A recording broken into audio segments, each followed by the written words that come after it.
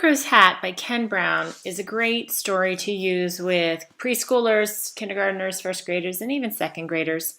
And I wanted to share with you some activities for all of the areas of our classroom.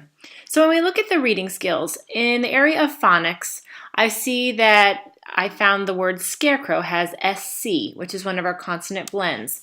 And you'll find other words that have consonant blends. Even if you look at the CR part of crow, you can pick out the consonant blend twice within that word. So going on a blend search is a great way to do that for our phonics skill.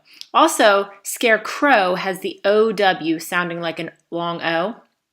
And you can look at all the other words that end in OW that have the O sound. And you could even take the time to compare that in a sorting activity to the owl sound that OW sometimes makes. And that's really important to explicitly teach the difference between the OWO sound and the OW owl sound. The last one would be for your younger readers, and that's the at chunk. And that is a very popular chunk. Now, if you have kiddos that are not ready to do the phonics part of at, you can do words that rhyme with at as phonemic awareness, or you can do the three-letter at words and stretching them out for blending and segmenting activities. So phonics would be when they see the at, but if you just want to work on hearing the at sound, then you can work on some phonemic awareness skills. Under word identification, a type of word that is very common in this book is contractions. Also, with the word scarecrow, we have compound words. So you can work on both contractions and compound words throughout this book. Under comprehension, we have a great story for retelling in a circle story. And so to do this, I like to do a matching activity, what the animals had, and then go back and do the swap and use those picture cards. I usually just make a picture of each of our characters, and I believe in the resources you'll find free cards made for you, and also the items that each animal had. And you just say, what did each animal start with and what did they swap for? And you just will kind of move the cards to the left once. And then you can use that for retelling with pictures.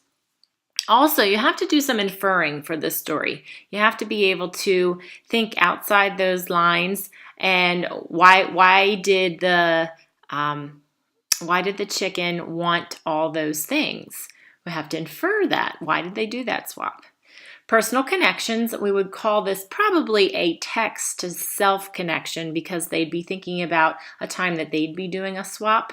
And also very important for this book is that they have an understanding of the vocabulary word swap. Boys and girls might not have heard that word before, but if you teach them it's like trading, they've definitely done trading. They do trading all the time with their friends. In the area of fluency, there's a lot of sight words in the book, so you could have the sight words on cards, and when the boys and girls see the sight word, they could read it out loud and kind of jump in and out that interactive reading activity. Also, any kind of sight words, pull out of the book and do some sort of memory match with would be fun.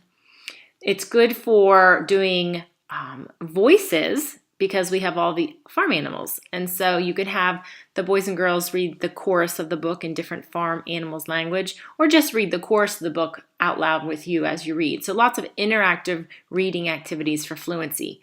Fluency is typically targeting your late first graders and then your second and third graders. This book is right on the edge of using with second grade.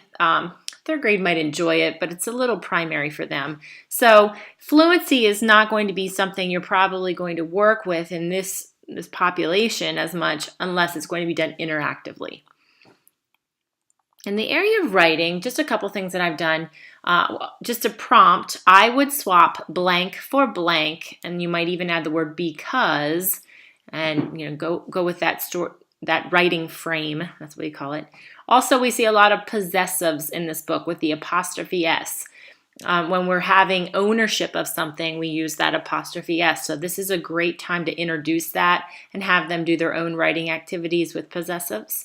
And last, I would never swap my blank because, and they could do a little story frame for that as well.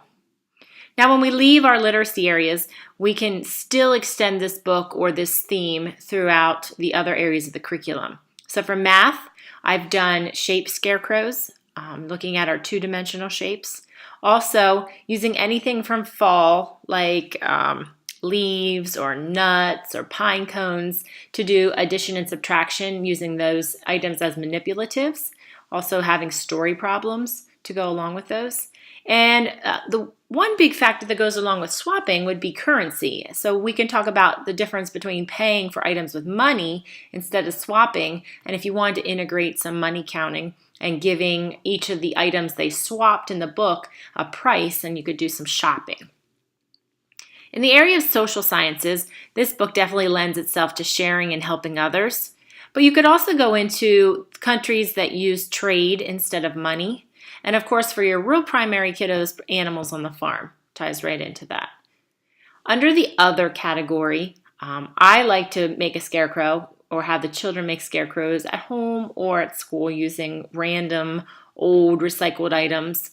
Also doing handprint scarecrows where they use their hands to make the scarecrow. If you haven't seen that, check that out on Pinterest. I'm sure you'll find an example.